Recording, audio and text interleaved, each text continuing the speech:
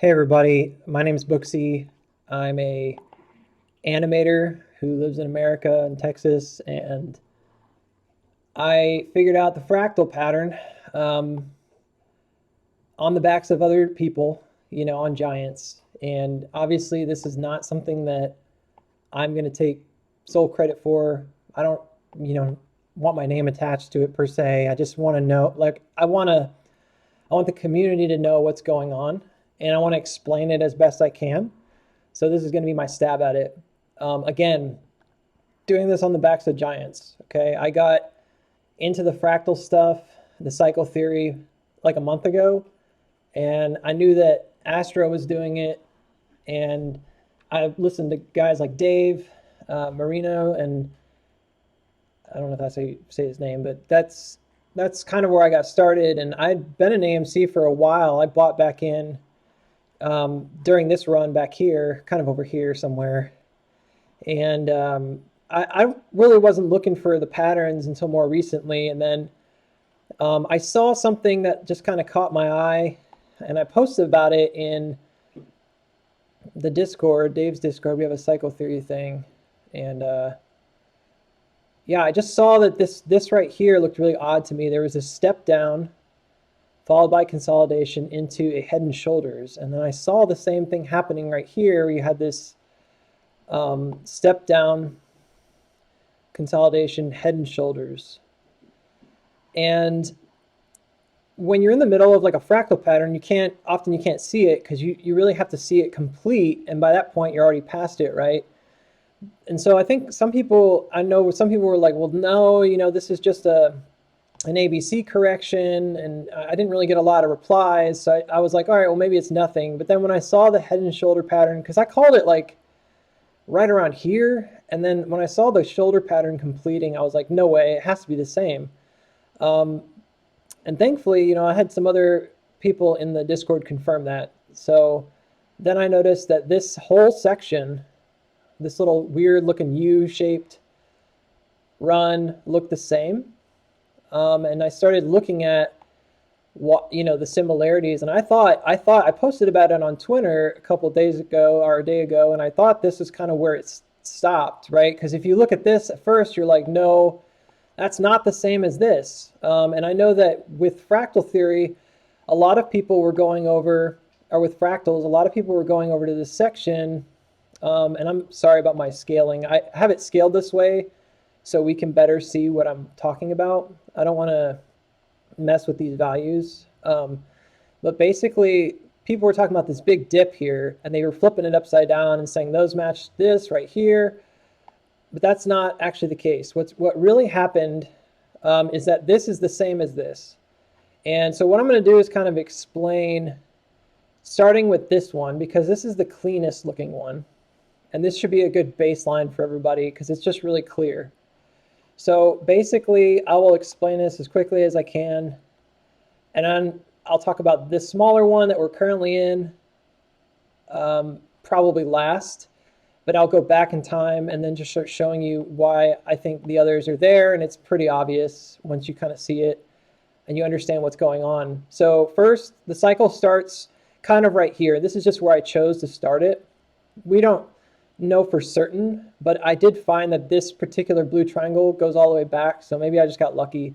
It starts with this kind of blue triangle, which tests. And by the way, I think cycles are kind of amorphous, right? Like they blend one into the next. Like they're not supposed to look obvious, like stopping and starting points. So I put all these lines and markers here to help visually see it. But there are some places in the earlier run where it's like really, really hard to see. You just can't see it. So you can't see it very well unless you know what you're looking for. So this right here is a consolidation, and then of course it breaks down out of this wedge. And I'm calling these the 3 tests, 1, 2, 3. And everybody was saying that like for a long time we take 4 tests to break out, and I thought it was kind of funny, but it actually is pretty true. Like there's always a 4 test, on the 4th move you break through the major move, So test 1, test 2, test 3. Test 3 is a unique one because it always looks a little flat and weird, and then it rockets, and this is your run. And this run right here is the one that correlates to the run we had to 72, and I'll show you that in a minute. But this becomes a significant one, and then we go back and we test the baseline. So this is B, a B for that, and we kind of consolidate. Sometimes we test it again, sometimes we kind of stay sort of higher up, but this could be drawn as one giant wedge, but really this is a separate section right here. So you have this kind of R2, which is another rise that kind of retests. And then we go down to form another base, and then we have this gap up. And this is a really interesting thing because it does gap up every time. Like it always gaps up and gaps down. It's very strange. But this is really a part of it. And then we run up, we have a T4. This is another test. You see how it's kind of flat, and then we get like maybe a little rise from it. And that's kind of like the final hoorah, right, from bulls or whatever. And then we go down, we have another base test on this baseline. Sometimes we gap down, you know, here. Yeah, I think in this case we did twice. We gapped down like 2 different places and gap down over here, but there's always a gap down as well. R4 is just kind of a retest, and sometimes it's really high. Like this could be R3 and R4, depending on the way you want to draw it. I may have not put it in the right spot, but the point is you're going down to B4. B4 is another key one. It always bounces on this kind of old line that we broke out of, so it kind of completes the test of this. Like we come back to this T3 or a similar line, and we bounce into a wedge. And this wedge, the golden wedge, usually has a hard rebound off of this baseline. You see how it hard rebound off of this baseline? And it sort of sets you up for your head and shoulders. So it hard rebounds off this baseline, gives you a head and shoulder, which we all know is kind of like it's a bearish pattern. It tends to be like a bull trap. And you could look at this and say, well, this is a head and shoulder too, right? And I would say, yeah, it is. But in other sections, it's not as obviously a head and shoulders. So I didn't call it a head and shoulders. But I definitely called this one a head and shoulders because it's usually pretty clear. And then it starts again, and we're back to the beginning. Now, if you need convincing, I guess I'll go ahead and do this really quick. Here it is again, right? You have this blue wedge, we break down, we form a new baseline, just like over here, blue wedge, break down, form a baseline. We have the T1, 2, 3, T1, 2, 3 on T3. We break up, we have the hard run, right? Boom, we all thought that was an accident. Turns out it's not. That was exactly the way it was planned. And bam, hits up here, goes down to baseline, and then R2, boom, goes down here, goes on the baseline, goes to R2, and then we have a baseline 2, just like we had back here, baseline 2, we get a run up and a gap up after baseline 2. All right, baseline 2, we actually have gaps up all over the place here, but the point is that there could be, you could draw the gap here and here, or you could draw the gap here and here. Because there is a gap, like it's very minor, right? And there's some places where it just gaps randomly, like down here. Like you can't really always correlate it, but yeah, typically, I think this is not the way I did. I think this is supposed to be over here. Yeah, because I didn't actually put a line there. Anyways, so here you go. Then you have the gap up, you have the test again, and then the run up, the tall peak, just like you had the test here.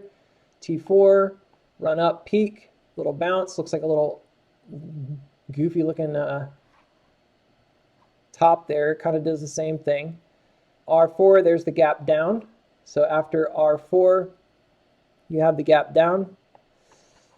And then you go to B4, and you bounce, and you create a new wedge, again, along the baseline that will set up the head and shoulders pattern. And then what we would expect to see after that is basically to form like a new wedge. I don't know where it's going to be exactly. In the past, the wedge has come down to test both this wedge where it starts, but it didn't do it here. It kind of like hovers above it, and then it comes down at the last second when it breaks down. But it usually comes down to this area and tests.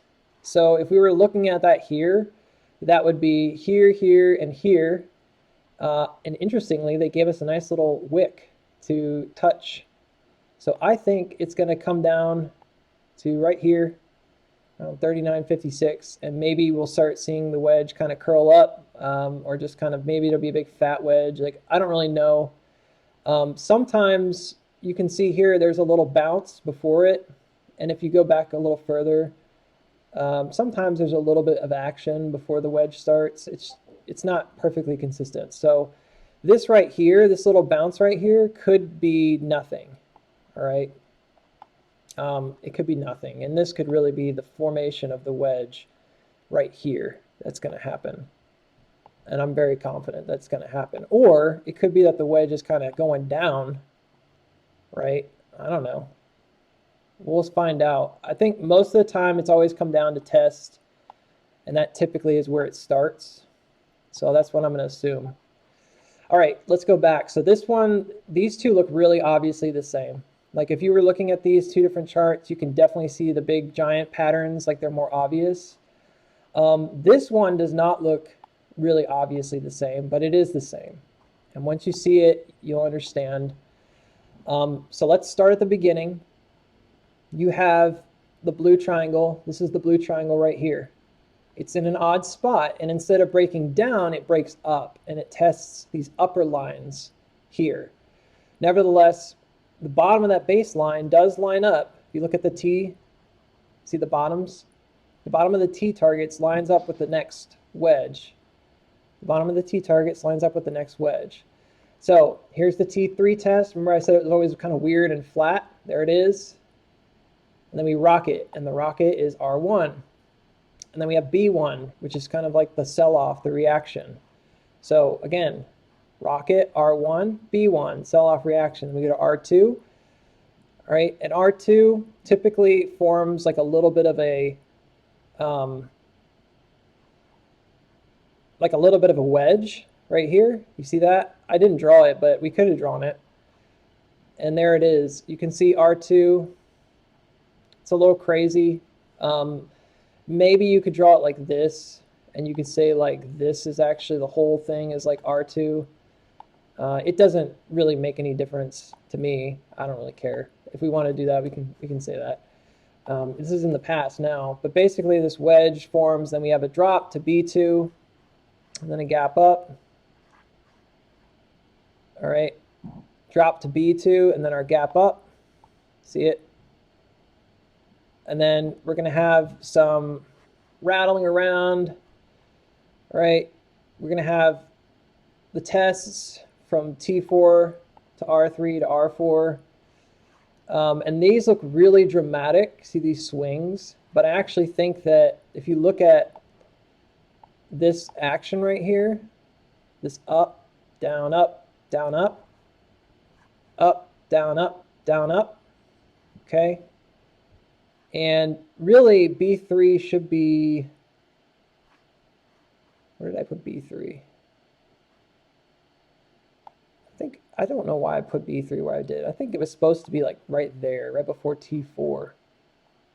So it should have been like over here. But I don't know. I put it in a weird spot. Doesn't really matter. The point is, if you look at this one, you see how there's like it kind of like goes flat for a bit, and then it goes back up. I think that's what was going on here. Like it kind of went flat for a bit, and then it goes back up. And then we have the gap down, opposite the gap up, and then we have B4, which tests the previous support line, sometimes at B2. Not all the time.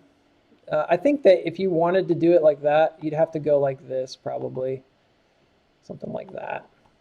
Because it does kind of change angles.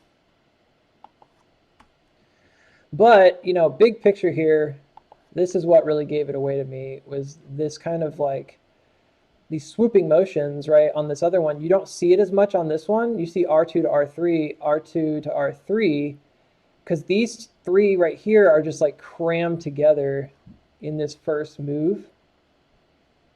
And then you've got the bigger move. And then suddenly it doesn't look so awkward. And then some of these, like, we had these kind of early premature runs, if you will. I think just because we were so bullish in this region. But that's the fractal for it. Now, these ones are a little weirder, and might need to do, I think at this point you guys kind of understand the patterning, but things get really bizarre over here, and you might be thinking like, this isn't right. This is probably the most relevant one right now. Again, let's go to the middle one. It's kind of the easiest one to do. There's our wedge. We broke down T1, T2. T3 is actually way up here, I think. And I don't know, you could argue like this is actually 1 and 2 right here, and this is 3. I just think this idea of this like flat area was kind of consistent. We have the run. Remember, that's the run. That's the big run. This is the run that causes these big moves. Okay? This is important because this is coming up. Or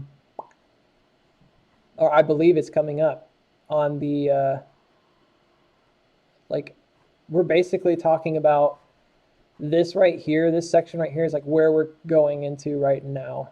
And so we either have to wait until we get back to another section, or we're going to use the R1 that we're about to get and run up.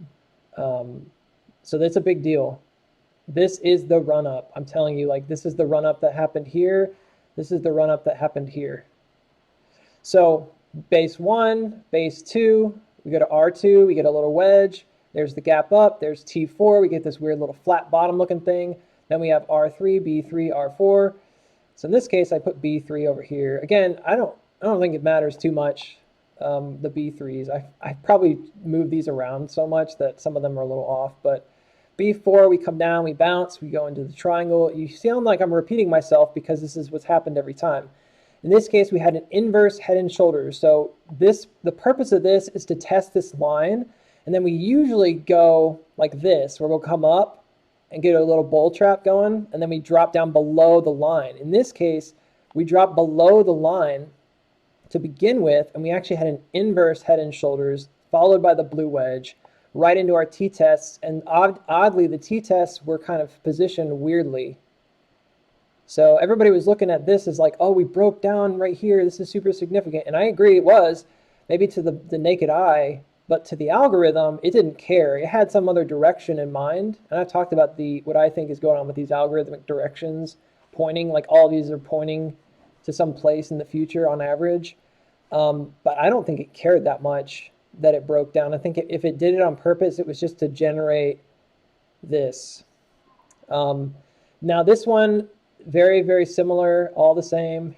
You know, it's like you zoom in and you're like, oh yeah, there it is. So you have T1, T2, T3, you have R1, B1, B2, and then you have R2, the little wedge. You have the gap up that happens, but it's very, very, very, very, very small. See that gap up? And there's the area that quote unquote gap down. Not positive that happened there, but it looks like a gap. And then here's your, you know, T4 is actually really tight. So T4 went up high, R3, R4. They all happen really quick in this area. And then you go back down, you have the gap down. And then this area is really strange, but B4 is always like the test against this line. So it's a little weird, or it could be this line, you know, if you're looking at like this. It doesn't, here, let's do this so you can see it. So let's go take a look. I want to make sure I'm saying it right. Sometimes I'm forgetting myself. I just did this morning. I'm tired and frankly don't, you know, probably have already messed up a couple different points here, but okay, yeah. So B4 tests, you know, typically like a previous support line, that's where T3 broke out, and then it went down to the bottom line here. So we could say, in this case, this is similar, and yeah. There it is. You know, it tested this previous trend line right here. This is B4. And then it didn't bounce up. It bounced down and started creating this wedge. And this is actually the same as this wedge over here, right? And then we didn't have a head and shoulder that was normal. We had an inverse head and shoulder. Here, let me flip the screen. Check it out. There she is. That led us to this consolidation, which is the new cycle flag. Amazing. So we've looked at these two, and then the last one, this is the ugliest of them all. This is when the buy button was turned off, but it's all here. Believe it or not, it's all here. So you basically have, the difference here is that there's a really skewed line, and it doesn't 100% add up, but I think that it's there. I really do, because I see pieces of it. So there's so many gaps here, but I think this is the start of it. All right, and this is on January 19th. I think it wedged for a good bit longer. I think you had 3 tests, and each one of these pushed up. Here's the flat one that often has a little bowl with it. And then you had the R1, the main run. And then you had from that the sell-off to the base 1, up to the base 2. Then the R2 is a run up with a little wedge. All right, let's look over here. R1, base 1, base 2. R2 is often a run up with a little wedge that forms. And then we have gaps. And the gaps here, I think, went inverted. So I think it inverted, and that's why it flipped down and then flipped back over. And now it sounds crazy, but if you flip it over, it actually works really well. You would have had your T4. I didn't put it here, but this would have been test 4. Okay, and it would have been upside down. And so this is actually the gap up, T4, or it could even be, you could say this is T4. It doesn't really make any difference. R4, and then you have the gap down, right, into the B4, which really I think is this. I'm not 100% sure at this point because this is super wonky, and you can tell, like, even messing with this thing, I'm not really 100% positive about this section. Again, it messes with your brain because I think it flipped and then it flipped again. So is like B4 up here on this like weird line that was created? You know, maybe because it was upside down. It could have been like, because remember, it usually tests T3, so it could have been like this business. But you know, I don't really know. All I know is it does reverse, and then it sort of like corrects itself, and then this is just a really wide, ugly looking head and shoulders. Maybe it stopped right there, right? It didn't work out really well for the algorithm here because it just doesn't. Because when that buy button was turned off, it literally just flipped this algorithm on its head, and it just didn't work correctly. That's what I think happened. And you could draw it like it's normal. It's just gapped down. It does it normally here. But I think it actually makes more sense the other way. I know it's weird, but I tried both ways. So anyways, this was a long video. Again, my name is Booksy. I figured this out with the help of a lot of other people that have come before me and just kind of observation. I'm nobody. Like, I'm just a guy. So I'm not somebody that's like an authority. I do believe this is 100% the cycle, and I do think that we need to look at these days because I think this is significant. And I think days and volume might be correlated, but I'm not 100% sure because this is a very fast cycle, 21 days. This is a slow cycle, 64 days. And then this is kind of a medium cycle, 40 days. And it's odd because I think if you look at this, this is like short, long, medium. And this is actually similar, but not the same. This is medium, long, short. Medium, long, short. All right. So what am I looking for now? Well, if this is to be believed, and I think it is, to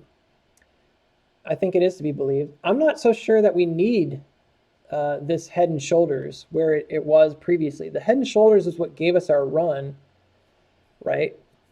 To some degree, it's what propelled us upward. And if that's the case, you know, maybe the head and shoulders will be the same thing that propels us. Inverted head and shoulders will be the same thing that propels us up to this wedge, right? And then we do a T1, T2, T3 test. And that could be some back and forth stuff before the R1. The R1 is the big move. The R1 is the big move. That's the key. So we know what happens between here and R1. So we're here, and we're at the end of this wedge. If it doesn't happen now, I have no idea what would happen. But all I know is between this wedge and R1, lots of stuff's going to have to happen. But R1 has been the big move, both in January and in June. And last time in June, it was the inverted head and shoulders that kicked it off.